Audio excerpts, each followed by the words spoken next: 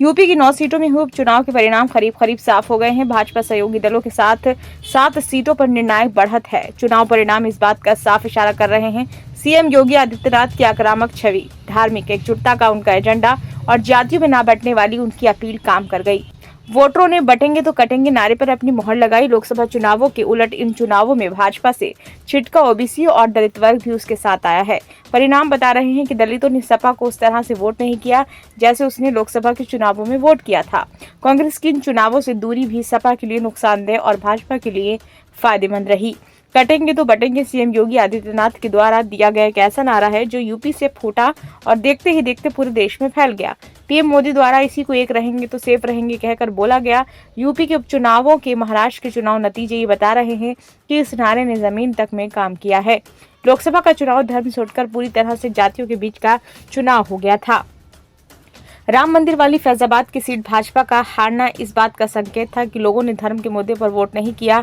जाति, जनगणना और संविधान बचाने के मुद्दे धर्म पर भारी पड़े। लोकसभा चुनाव से उलट 9 सीटों के चुनाव में धार्मिक एकजुटता देखने को मिली।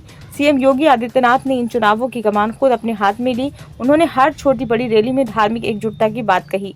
बटेंगे तो कटेंगे विचारधारा के स्तर पर भाजपा की कोई नई लाइन नहीं है।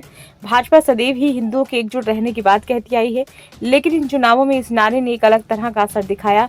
चुनाव परिणाम बता रहे हैं कि लोगों ने जाति के ऊपर धर्म को चुना। सीएम योगी आदित्यनाथ ने यूपी की नहीं महाराष्ट्र और झारखंड के चुनाव में भी हिंदू एकजुटता को प्रमुखता से उठाया।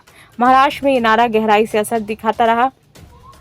सीएम ने अपनी हर रैली में लोगों से जाति के आधार पर वोट न करने की अपील की। सीएम की इस अपील की लाइन पर भाजपा के दूसरे नेताओं ने भी अपना प्रचार किया।